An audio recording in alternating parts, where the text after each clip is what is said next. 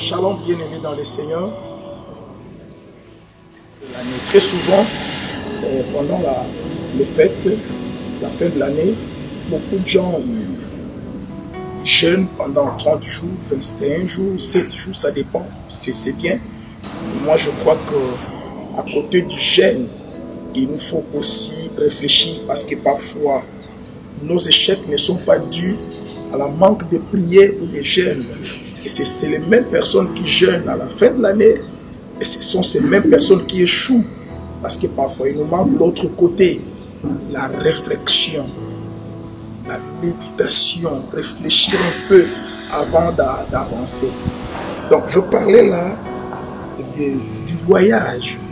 Parce que je disais, j'ai lu sur Jonas, le livre de Jonas, chapitre 1, et j'ai commencé ma réflexion au verset 3, où on nous dit que Jonas, fuyant Dieu, fuyant devant Dieu, il a payé son billet et est embarqué dans un navire qui allait à Tarsis. Jonas a eu accès à ce navire parce qu'il a payé et ce n'était pas moins cher parce que c'était un voyage de 3000 km de Joppe à Tarsis. C'était à peu près 3000 km de l'Asie à l'Europe et c'était cher. N'importe qui paye déjà son billet, on considère que c'est un homme responsable, c'est quelqu'un qui a des moyens. Alors il a payé son billet, il était légal dans le navire. Malheureusement, Jonas, a causé de grands dégâts dans ce navire. Des grands dégâts. Et lorsque la mer s'est levée contre eux, tout le monde évoquait son Dieu pour savoir d'où vient ce mal. Malheureusement, pendant ce temps, Jonas, au lieu de se présenter, sachant que c'est lui qui était l'auteur, mais Jonas, il descend dans le fond du bateau. Dans le fond du bateau, et il dormait paisiblement. Il dormait paisiblement. Très souvent, bien aimé, quand nous commençons notre voyage, nous embarquons certaines personnes tout simplement parce qu'ils ont payé. Parce qu'ils ont payé, c'est lui qui a contribué, c'est lui qui a fait ça pour moi. Alors il peut m'accompagner, je peux voyager avec lui. Mais nous oublions que pendant le voyage, ils peuvent nous causer beaucoup de dégâts. Et le capitaine descend au fond du navire, il trouve Jonas endormi. Et lui demande, mais toi tu dors. Dans une situation pareille, tu dors. Alors dis-nous, qui es-tu? Quelle est ton occupation? De quel peuple tu fais partie? De quelle nation tu fais partie? Moi je dis, mais non, c'est trop tard. C'est au début du voyage qu'il devait demander l'identité de Jonas. Quelle est ton occupation? Qu'est-ce que tu fais dans la vie? Il pouvait dire, je suis un prophète. Où vas-tu? Je fuis devant la face de Dieu. Non, on ne peut pas t'embarquer. Mais non, ils n'ont rien demandé parce qu'il a payé. Parce qu'il a payé et c'est tout. On l'a embarqué. Et nous embarquons beaucoup de gens à cause des intérêts, à cause des bénéfices. Il va contribuer, il va m'aider. Mais Jonas a causé des dégâts considérables.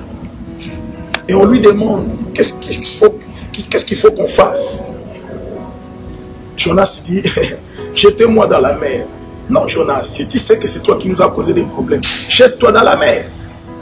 D'abord les Jonas, ils n'apparaissent pas pour dire que vous souffrez ça à cause de moi. Quand la souffrance commence, lui il va au fond du navire. Il te faut la révélation pour le découvrir. Et si le capitaine n'était pas descendu au fond du navire, il ne pouvait pas retrouver Jonas. Et même après l'avoir trouvé, il dit, prends-moi, jette-moi.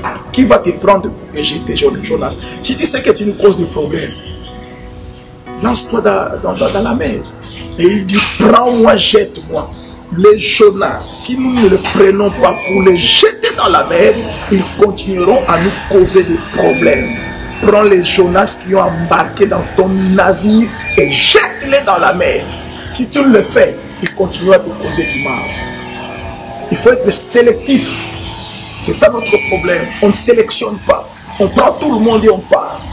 Et l'année qui vient, avant de commencer ton année, certifie-toi de l'identité de tout ce qui veut l'embarquer avec toi dans ton avis. Ne permets pas aux Jonas d'embarquer dans ton avis. Ça te coûtera cher parce qu'ils n'ont rien à perdre. Ils ont tout jeté dans la mer pour rendre la vie légère. Et lui, qu'est-ce qu'il a perdu? Il n'a rien perdu. On l'a pris, on l'a jeté dans l'eau et la mer s'est calmée. Pense bien qui doit embarquer. Quelque part, on voit encore un autre voyage. Là, c'est un autre serviteur qui embarque. C'était qui? C'était Paul. Dans Acte 27, Paul était en condition de prisonnier dans le navire. On n'a même pas voulu aussi demander son identité. Parce que c'était clair, il était enchaîné, c'était un prisonnier. Mais il était un prisonnier différent. Un autre homme qui est embarqué, mais il était différent. Mais il était négligé suite à sa position dans le navire, prisonnier. Donc, on n'a pas besoin de son opinion. Au moment crucial, Paul s'est levé et s'est prononcé: bien-aimé, je vois que la navigation sera périleuse. Non seulement à cause du navire, mais aussi à cause de nos vies. Je vois, il n'a pas dit je pense, je remarque. Non, Paul a dit, il était un visionnaire. Paul dit, je vois que la navigation ne sera pas, sera périleuse. Mais la Bible dit, le centenier a beaucoup plus écouté le capitaine et le maître du bateau. Il y avait là le capitaine et chef, le maître du bateau chef, les passagers, tous des hommes d'affaires, et lui, un prisonnier. Qui va écouter un prisonnier? Alors il était un prisonnier différent. Il était un prisonnier différent, un prisonnier visionnaire. Mais ils ne l'ont pas écouté. Et après avoir laissé le port, il y a un vent impétueux appelé Herpékylon qui a menacé le navire. Ils ont commencé à jeter leurs bagages dans la mer. Voilà une autre perte. Bien-aimé, l'an 2019, ne jette pas tes bagages dans la mer. Et pour ne pas jeter tes bagages dans la mer, alors n'embarque pas les Jonas. Pour ne pas jeter tes bagages dans la mer, identifiez le Paul qui est dans ton navire, écoute-les. Ne les néglige pas parce qu'il est enchaîné. C'est lui qui a Dieu, c'est lui qui a l'Esprit de Dieu. On ne l'a pas écouté. Et on jetait les bagages dans la mer pour rendre les bateaux plus légers. Ça n'a pas donné de résultat. Et Paul s'est levé encore pour une seconde fois en disant: vous feriez bien de m'écouter. On éviterait tout ce dégât. Et maintenant là, je regrette. Toutefois, prenez courage. Car un ange de Dieu que je sers et à qui j'appartiens m'est apparu cette nuit et m'a dit: Paul, n'aie pas peur. Il faut que tu apparaisses devant César. Je te donne tout ce qui voyage avec toi. Si vous lisez bien, au début du voyage, on a remis Paul entre les mains du centenier. Maintenant, Dieu le remet tous et tous entre les mains de Paul. S'ils avaient identifié Paul au début du voyage, ils pouvaient dire: Paul, dirige-nous. Mais ils ont crié aux spécialistes, aux professionnels, qu'à un prisonnier. Alors il était un prisonnier visionnaire. Dans ton voyage de 2019, sachez identifier les prisonniers enchaînés, les visionnaires qui est dans ton bateau. Tu n'es pas seul. Il y a quelqu'un pour t'aider dans le bateau. Mais reconnais-les. Et Paul a pris la direction des opérations. Il a dit: personne ne mourra, seulement nous perdons le bateau. Les mariniers voulaient s'échapper, prendre le sauvetage. Paul a dit au centenier: si tu laisses ces hommes sortir, personne ne sera sauvé. Et le centenier a coupé les cordes. Ils sont restés dans les bateaux. Paul a dit: mange maintenant parce qu'il vous est, c'est sanitaire pour vous de manger, parce que si vous ne mangez pas, vous aurez besoin de la force pour nager. Et c'est Paul qui commande maintenant les opérations. On l'a compris bien après. Bien après. C'est à peu près ça, je ne vais pas prendre beaucoup de temps. Je voulais tout simplement expliquer ce que j'ai dit là en portugais. Donc, attention avec les Jonas. Attention avec les Jonas. Et sachez identifier aussi les pôles qui sont dans ton avis.